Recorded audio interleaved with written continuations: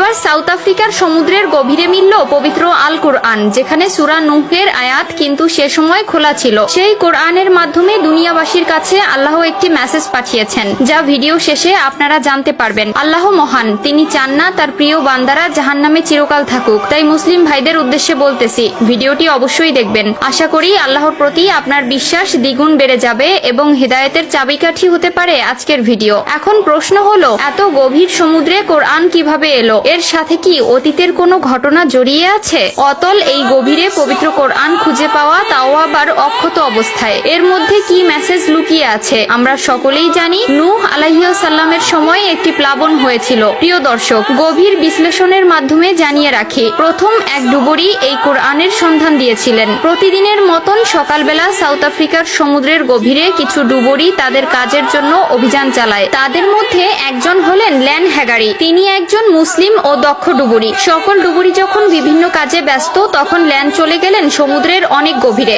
এতটা গভীরে গিয়েছিলেন যে সেখানে এর আগে অন্য কোনো ডুবুরি যাননি। তার উদ্দেশ্য ছিল মানুষের সামনে নতুন কোনো রহস্য তুলে ধরা। যখন সে তার গন্তব্যস্থলে পৌঁছালেন, তখন তিনি লক্ষ্য করলেন সমুদ্রের মধ্যে কিছু একটি জ্বলজ্বল করছে। তিনি ভাবলেন এটি কোনো খাজানা হতে পারে। তিনি সেই বস্তুটি লক্ষ্য করে এগোতে থাকলেন। তিনি যখন একটু কাছে গেলেন, তখন বুঝতে পারলেন এটি একটি বই। যখন তিনি একেবারে কাছে গেলেন, তখন তিনি লক্ষ্য করলেন এটি এমন একটি বই যা প্রত্যেকটি মুসলমানের একটি পথ নিদর্শক ও দুনিয়া ও আখিরাতের আগাম বার্তাবাহক। তখন কোরআনে যে সূরাটি উল্টানো ছিল সেটি হলো সূরা নূহ। যারা আল্লাহর ইবাদত করবে এবং তার কথা অনুযায়ী জীবনযাপন করবে, তাদের জন্য রয়েছে মহা পুরস্কার। যারা আল্লাহর বিধানকে অস্বীকার করবে এবং তার দেখানো পথে চলবে না, তাদের জন্য রয়েছে কঠিন থেকে কঠিনতর শাস্তি। সূরা নূহ এই আয়াতের সাথে কিংবা এই ঘটনার সাথে নূহ আলাইহিস সালামের সময়কালের কথা স্মরণ করিয়ে দেয়। দীর্ঘ 1000 বছর তিনি তার কওমের মানুষদের ইসলামের পথে দাওয়াত দিয়েছিলেন, কিন্তু তার কওমের মানুষেরা এত পরিমাণের পথভ্রষ্ট ও আল্লাহ বিরোধী ছিল যে তাদের কানে এই হিদায়াতের বাণী পৌঁছে যায়নি। তাই নূহ আলাইহিস সালাম বাধ্য হয়ে আল্লাহর কাছে তাদের হেদায়েতের জন্য দোয়া করতে যেতেন অনবরত।